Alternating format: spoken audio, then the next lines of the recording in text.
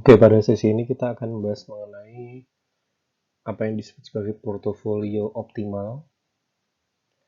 Jadi dari kemarin kita sudah membuat yang namanya efficient frontier menggunakan model C maupun menggunakan model Markowitz sehingga terbentuk yang namanya portofolio efisien, dan yang sekarang yang akan kita bahas adalah portofolio optimal. Oke, jadi sebelum kita bahas ke portofolio optimal, kemarin kita sudah menemukan konsep yang namanya portofolio efisien. Portofolio efisien adalah portofolio dengan deviasi standar return minimum untuk expected return tertentu, atau portofolio dengan expected return maksimum untuk deviasi standar return tertentu. Jadi kalau saya gambarkan, misal ada sebuah diagram kayak gini, ini adalah standar deviasi dan ini adalah expected return. Kemudian kita punya beberapa opsi saham ya, misal ini A, kemudian ini B, kemudian di sini ada C. Nah, dalam definisi portofolio yang efisien, maka kalau kita lihat saham ABC ini yang masuk dalam kategori portofolio yang efisien itu adalah titik A maupun titik B ya, karena masing-masing titik A maupun titik B itu punya standar deviasi minimum untuk expected return tertentu untuk saham B, atau expected return maksimum dengan standar deviasi return tertentu yaitu A. Dengan return yang lebih tinggi titik A daripada titik B, dia akan memberikan standar deviasi tertentu juga yang lebih besar daripada B. Sedangkan kebalikannya B memberikan standar deviasi yang lebih rendah, tapi juga akan memberikan expected return tertentu yang lebih rendah juga dibanding A gitu. Nah, kalau kita lihat si C ini adalah contoh dari saham atau portofolio, nanti kalau kita ngomongnya portofolio yang tidak efisien. Ya, kenapa? Karena dia terdominasi, kalau bahasa saya ya, terdominasi, dominated. Ya, dia kalau dibandingkan A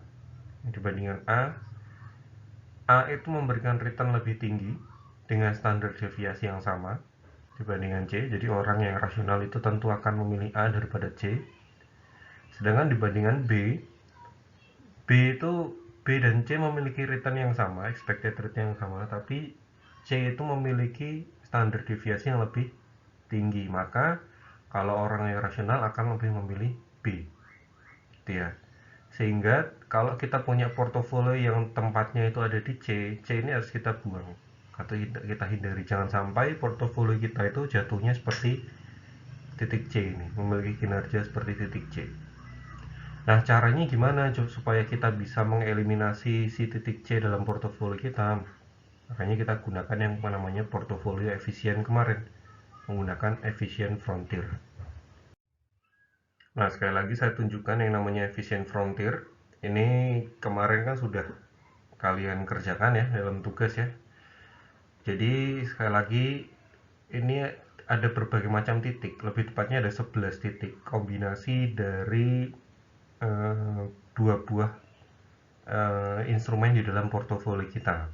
Ya, kalau saya sebut di sini di titik yang ini berarti ini 100% di A, instrumen A. Sedangkan yang sini kalau dana kita 100% di instrumen B. Ya. Kalau dia 100% di A berarti 0% di B, sedangkan kalau 100% di B berarti 0% di A. Berarti di sini adalah 90% A, 10% B dan seterusnya ya. Nah, kalau kita lihat di sini ya, ternyata bisa kita, kalau menggunakan konsepnya efficient frontier kemarin, menggunakan modelnya Henry Markowitz, bisa kita lihat bahwa A dan B ini berkorelasi negatif ya, mendekati 1. Kenapa? Karena titik atau kombinasi yang bisa kita eliminasi itu cukup banyak ya. Dari 10 titik itu setengahnya lebih itu bisa kita eliminasi. Yang bisa dieliminasi adalah yang ini.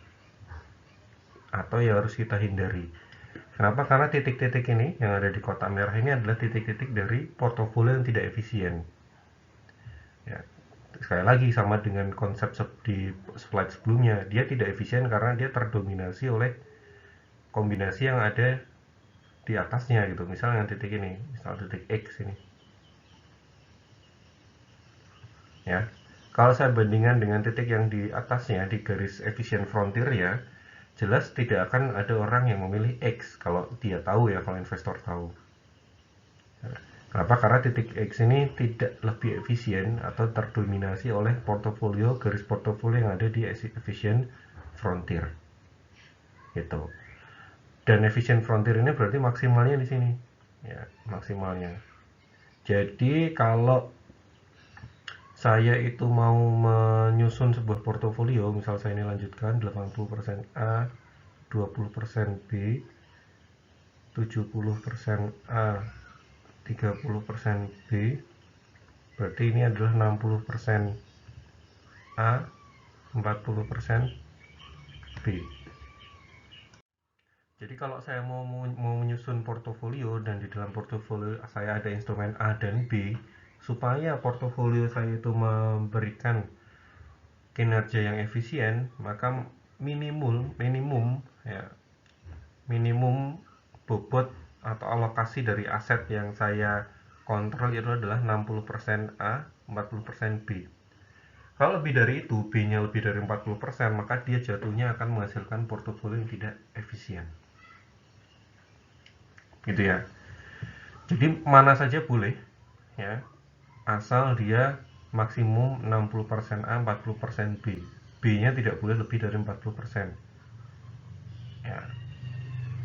Nah, sehingga ketemu garis yang kuning ini yang efisien ini.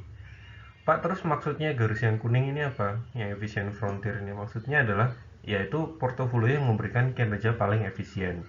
Sekali lagi, kalau kita sudah punya investasi, kita sudah punya portofolio, perlu kita perhatikan ya komposisi dari portofolio kita.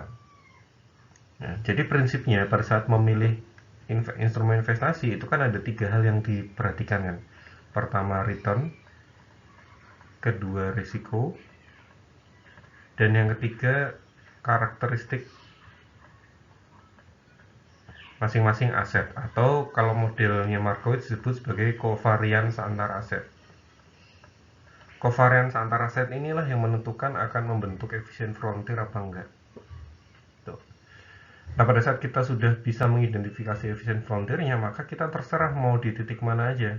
Ya, mau di sini, mau di sini, di sini, di sini, maupun 100% di A, itu nggak masalah. Ya. Pemilihan titik-titik ini, misal ini adalah 1, 2, 3, 4, 5. Pemilihan komposisi portofolio dari titik 1 sampai 5 itu pada akhirnya itu akan dikembalikan ke yang namanya profil risiko dari masing-masing investornya. Ya, jadi ada yang suka titik 1, ada yang suka titik 5, nggak masalah. Ya. Sedangkan atau yang penting jangan sampai kita memilih yang ada di sebelah sini. Atau kita membuat portofolio ternyata jatuhnya di titik yang sebelah sini. Berarti portofolio kita tidak efisien. Nah, garis efisien frontier tadi kan menunjukkan berbagai macam kombinasi dari dana kita dalam portofolio kita. Ya, bagaimana caranya kita mendistribusikan dana kita di berbagai macam instrumen yang ada di portofolio kita, atau yang kemudian disebut sebagai alokasi aset. Ya, bagaimana kita mengontrol alokasi aset kita. Jadi nggak sembarangan beli gitu, nggak sembarangan beli. Jadi ada batasnya, misal saya harus punya instrumen ini sekian persen, instrumen ini sekian persen. Itu namanya asset allocation. Nah, ternyata dari berbagai macam hasil riset empiris ditemukan bahwa strategi yang memberikan tingkat kinerja portofolio paling baik itu bukan market timing, ya, bukan kita membaca situasi pasar kemudian kita membeli dan menjual sesuai dengan kondisi pasar, atau juga bukan pemilihan saham ya, secara spesifik. Jadi nggak perlu tidak perlu secara ngeritik ini ya, secara detail mengidentifikasi satu saham dibandingkan dengan lainnya. Ternyata yang memberikan kinerja paling tinggi itu 94% nilainya adalah dari asset allocation. Jadi strategi yang memberikan kinerja portofolio yang paling baik ternyata adalah strategi pengelolaan aset. Ya, pengelolaan sumber daya kita. Mau kita taruh mana dan lain-lain. Gitu. Karena dengan asset allocation yang baik kita bisa menemukan garis efficient frontier. Ya. Takutnya kalau kita nggak fokus pada asset allocation atau fokusnya pada pemilihan saham saja, kita nggak mempertimbangkan bobot dan korelasi dari masing-masing saham, ya, ternyata portofolio kita jatuhnya di titik-titik yang tidak efisien seperti itu. Jadinya kan tidak memberikan keuntungan yang maksimal gitu ya. Tahapan asset allocation bisa dimulai dari beberapa tahap. Yang pertama adalah tentukan tujuannya. Tentukan tujuan dari investasi. Ini penting banget. Jadi ya namanya kita melakukan sesuatu itu harus ada goals-nya, harus ada tujuannya. Tujuan ini nanti akan merefleksikan profil resiko kita. Profil risiko kita akan menentukan pemilihan dari aset-aset kita.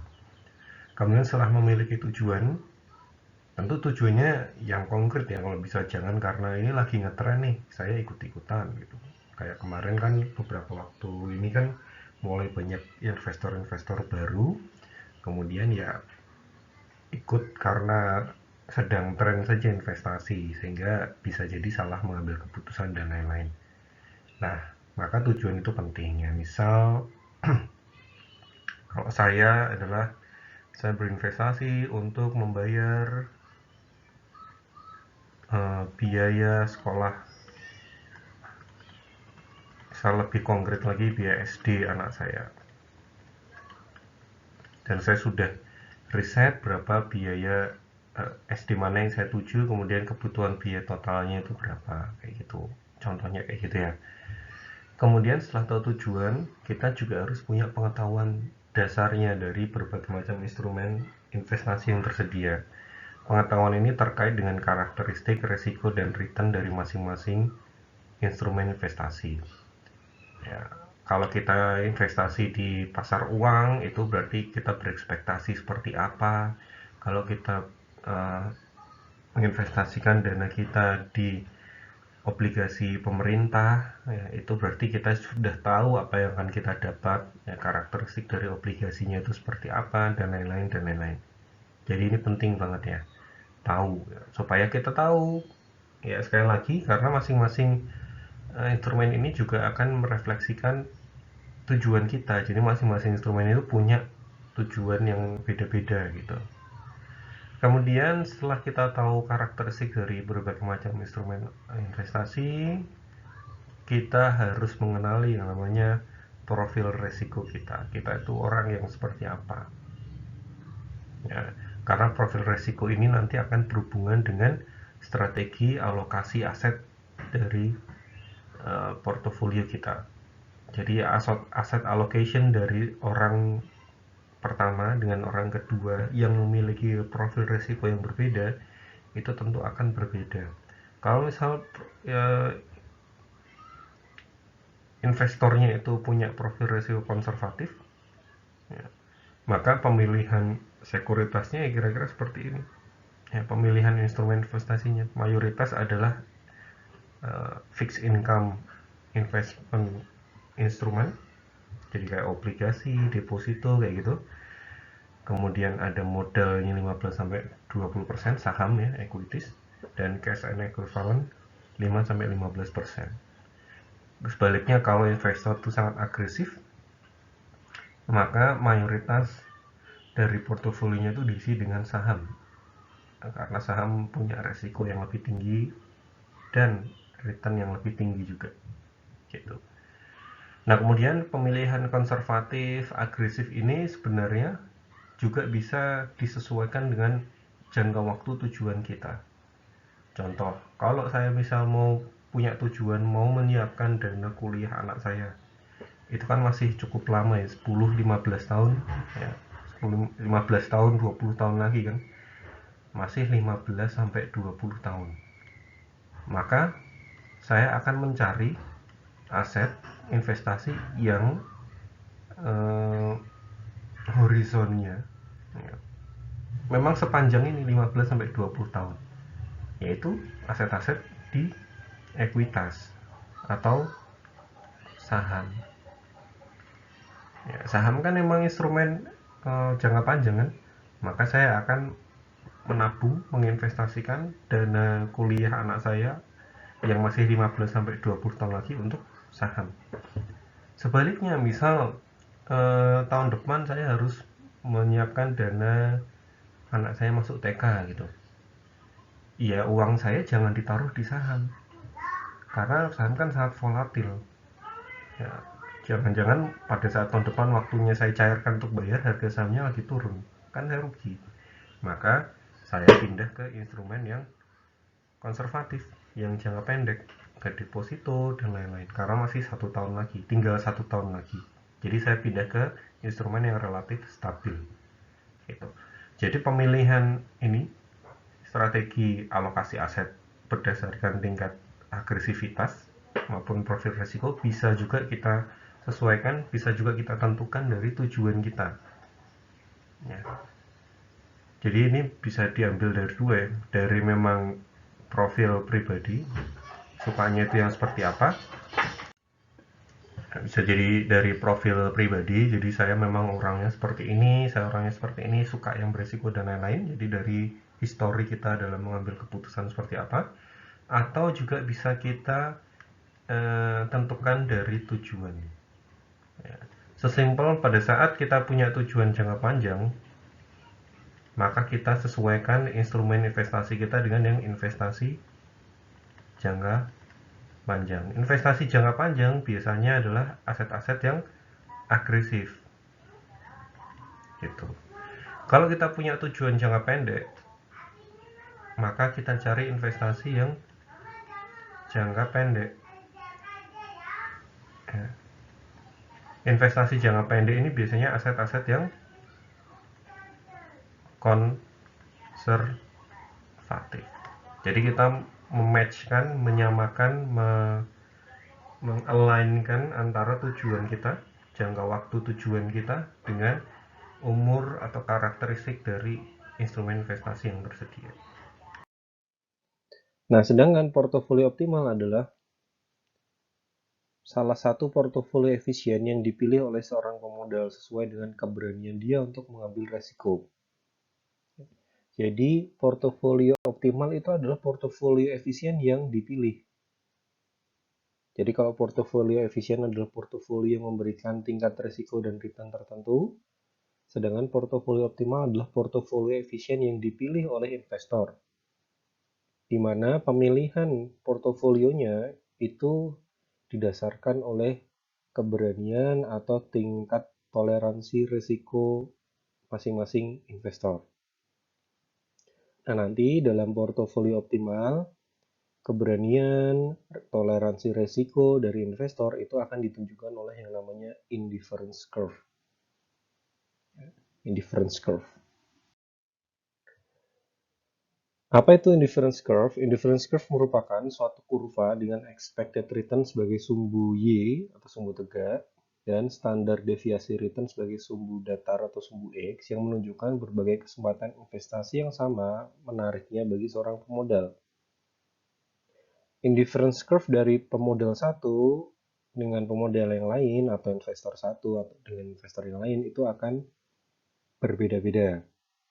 Ya, jadi nanti setiap orang itu akan punya indifference curve-nya masing-masing, tergantung dari preferensi risiko, keberanian, dan lain-lain. Nah, kemudian ada yang namanya konsep risk aversion. Jadi risk aversion ini sebuah konsep yang menganggap bahwa pada dasarnya, walaupun investor itu punya preferensi risiko yang berbeda-beda, tapi investor itu adalah orang yang risk averse. Investor adalah orang yang tidak suka mengambil resiko yang sepertinya nggak masuk akal, atau di sini ditulisnya adalah tidak fair gitu. Jadi yang penting selama sistemnya itu mendukung aktivitas investasi yang fair, yang masuk akal dan lain-lain, maka investor itu punya tingkat preferensi risiko yang beda-beda. Tapi pada intinya semuanya adalah risk averse. Gitu ya. Kayak misal diajak taruhan, lompat dari lantai 1 gedung lantai 2, kemudian diberikan opsi. Yang opsi pertama, di bawahnya dikasih kasur sebagai bantalan, atau opsi kedua mau lompat dari lantai 2 tanpa ada bantalannya. Nanti imbalannya berbeda karena tingkat risikonya berbeda. Nah, masing-masing orang yang mengambil itu, yang ditawari akan punya opsi atau akan mengambil keputusan yang beda-beda. Ada yang ambil keputusan, oke, saya lompat tapi tolong ada kasurnya, atau saya lompat tapi nggak pakai kasur, saya berani. Nah, itu kan itu ditunjukkan oleh indifference curve nanti. Ya, yang tidak akan masuk dalam pertimbangan oleh orang ini adalah pada saat ada opsi ketiga, mau nggak lompat dari lantai 10 tapi tanpa ada pengaman dan lain-lain. Itu namanya aktivitas investasi yang nggak fair, taruhan yang nggak fair, atau taruhan yang nggak masuk akal. Ya. Itu yang dimaksud oleh poin kedua ini. Nah, apa saja yang mempengaruhi keberanian seseorang mengambil resiko? Banyak banget ya. Sebenarnya variabelnya banyak banget. Di antaranya adalah usia, kemudian harta yang dimiliki. Secara sederhana, pada saat seseorang itu semakin berumur, usianya semakin menua, semakin dewasa, biasanya orang tersebut semakin tidak berani mengambil keputusan yang berisiko. Alasan sederhananya adalah karena seseorang yang semakin berumur atau orang yang udah dewasa, orang yang udah tua, biasanya sudah berkeluarga atau sudah punya tanggungan lain. Intinya dia tidak hanya menanggung dirinya sendiri. Kan? Maka pada saat seseorang ini diminta untuk mengambil keputusan investasi, dia akan mengambil yang aman-aman aja. Karena kalau sampai dia rugi, sampai bangkrut, itu yang rugi nggak cuma dia, tapi seluruh tanggungannya. Itu satu sudut pandang yang lain. Ya.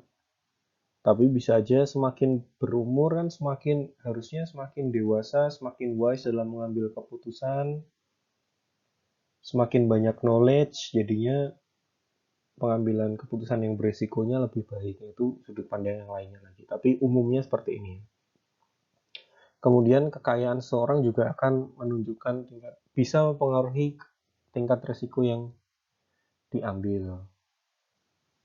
Semakin kaya seseorang, semakin berani mengambil resiko, bisa jadi. Atau bisa jadi sebaliknya, semakin orang itu nggak punya uang, maka semakin berani mengambil resiko. Ya kan? Misal orang yang nyuri barang di sekitar kita atau di komplek perumahan, yang kalau kita nonton berita ada pencuri motor gitu kan. Logikanya orang yang mencuri motor itu kondisinya adalah membutuhkan sesuatu, membutuhkan uang, membutuhkan motor dan lain-lain. Intinya dalam kondisi kekurangan gitu. Nah, dia berani mengambil keputusan untuk mencuri karena dia melihat imbal hasil yang akan dimiliki, yang akan diperoleh, dapat motor, dapat uang hasil penjualan motor, gitu. Walaupun resikonya tinggi, tertangkap, polisi, dimasukin penjara, digebukin massa, dan lain-lain.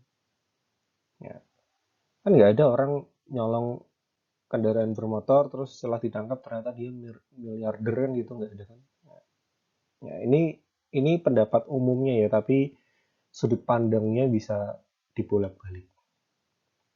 Tapi banyak lah yang bisa mempengaruhi orang mengambil keputusan yang berisiko, itu banyak. Ada yang bawaan lahir tuh emang orangnya adalah orang yang sangat risk averse. Saya punya teman itu yang dari zaman saya jadi temannya dia di SMA, sampai sekarang dia udah kerja dan kerjanya di perusahaan yang mapan menurut saya. Setiap ngambil keputusan, terutama yang berhubungan dengan uang, itu mikirnya bisa berlarut-larut nih. Saya sampai capek kalau ngobrol sama dia mengenai hal-hal yang melibatkan apakah itu untuk investasi, apakah itu untuk mengkonsumsi, dan lain-lain. Pertimbangannya banyak banget. Yaitu karena orangnya risk averse, dia udah punya uang, dan dia umurnya juga nggak, maksudnya masih sebaya sama saya, nggak yang tua banget, tapi nggak muda banget. Berarti emang ada faktor internal bawaan yang resiko ini, faktor genetik.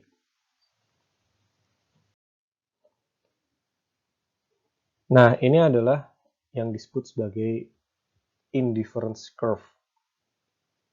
Ya, indifference curve. Gambar 1 ini ada 2 orang yang memiliki indifference curve yang berbeda. Ya.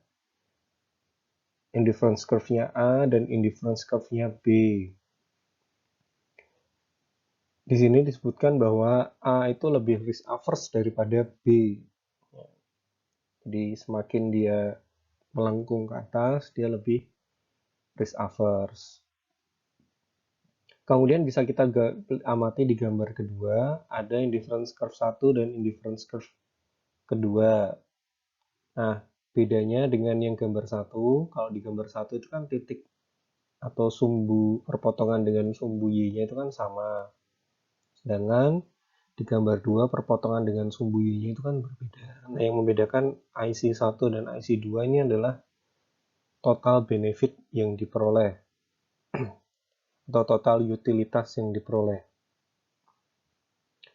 IC pada saat orang punya atau mengambil atau punya preferensi resiko di indifference curve 1, maka dia tuh dianggap memiliki utilitas yang lebih besar daripada indifference curve kedua.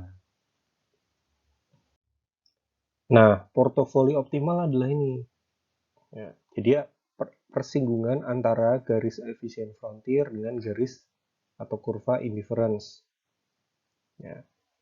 Jadi efisien frontier yang ini kan garis yang menunjukkan titik-titik portofolio yang efisien. Kita bisa memilih di mana aja.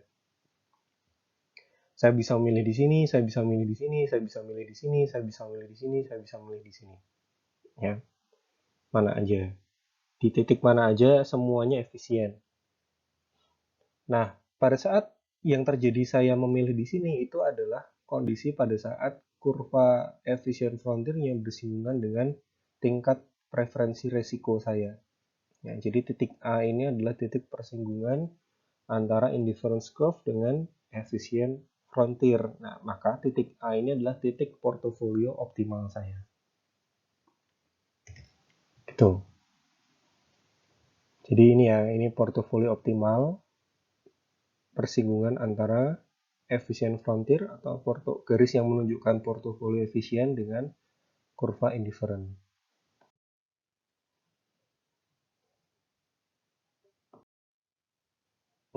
Bagaimana mengidentifikasi dan menggambarkan indifference curve investor?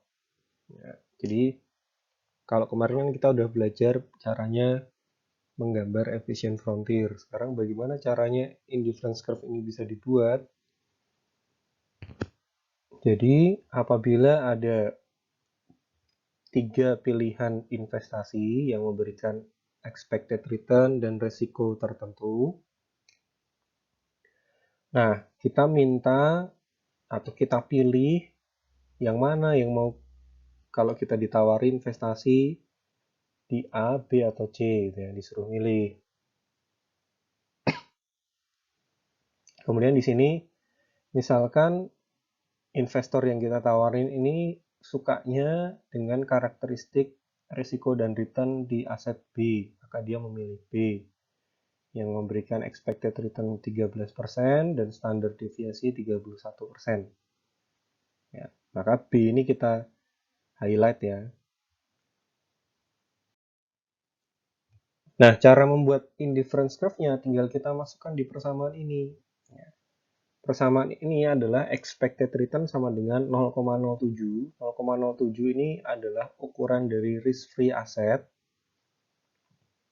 atau aset return dari aset bebas risiko plus dalam kurung 13% expected return dari aset A, expected return dari aset A, kemudian dikurangi return dari risk-free asset dibagi dengan standar deviasi, nanti kita kalikan dengan variance. Ya, kita kalikan dengan variance. Nah, nanti yang kita lakukan adalah kita isi variance-nya secara random, mulai dari 0. Ya. Contoh yang ini, pada saat variance-nya 0, maka standar deviasinya juga 0, maka expected return-nya adalah sama dengan expected return dari aset bebas risiko. Ya.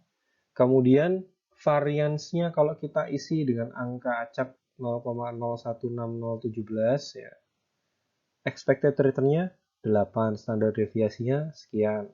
Jadi di rumusnya ini kan kita sisakan variance-nya ya. Nah, variance ini nanti kita isi dengan berbagai macam alternatif.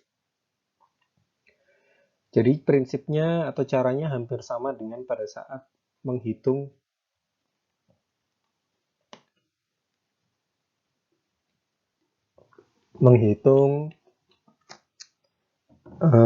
resiko menggunakan modelnya Markowitz. Ya, kan kemarin ada simulasinya kalau korelasinya kita masukkan dari 1, 0,9, 0,8, 0,7, 0,5 sampai minus 1 itu nanti kombinasinya jadi kayak apa. Nah, itu kira-kira kayak gitu caranya.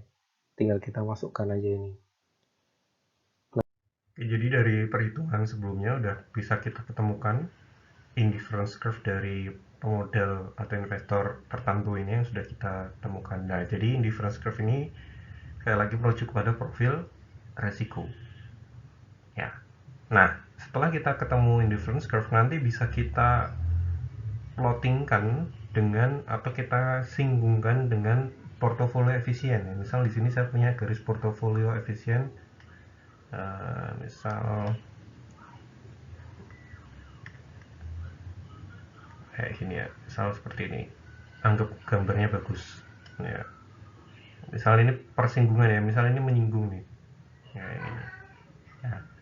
Nah, ini kan garis efisien frontier ya, efisien frontiernya kan yang dari sini lah ya, dari sini sampai sini, ini efisien frontier, dan ini adalah indifference curve, profil resiko. Nah, persinggungan yang di sini ya, persinggungan di sini ini adalah yang disebut sebagai portofolio optimal. Ya, portofolio optimal terjadi pada saat profil resiko dari masing-masing investor indifference curve itu bersinggungan dengan efisien frontier, gitu ya.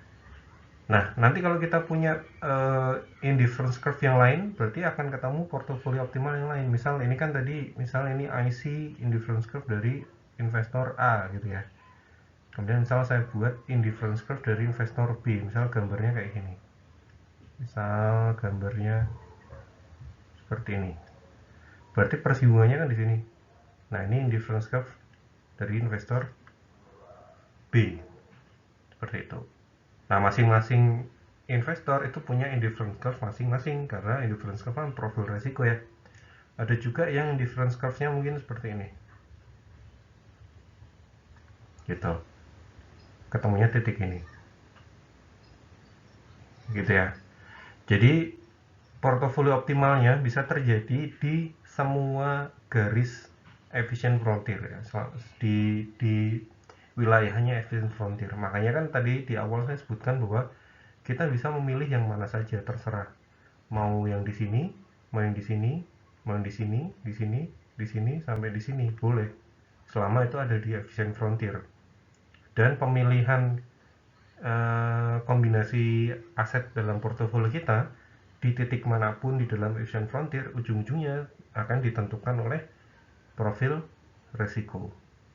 Ada yang profil resikonya misal kayak gini. Nah, ketemu yang di sini. Oh, berarti dia indifference curve-nya merujuk kepada bahwa dia itu risk averse, ya, sangat hati-hati. Sedangkan kalau ada garis indifference curve yang seperti ini, ya misal gambarnya bagus, ya anggap aja bagus di sini. Oh, berarti ini indifference curve orang X ini dia sangat high risk. Ya. Sedangkan yang orang Y ini, yang di sini dia ketemunya di sini, dia low risk, ya, orangnya kayak gitu. Itu ya, itulah yang dimaksud portofolio optimal, persinggungan antara indifference curve dengan efficient frontier. Oke, begitu saja yang bisa saya sampaikan. Terima kasih.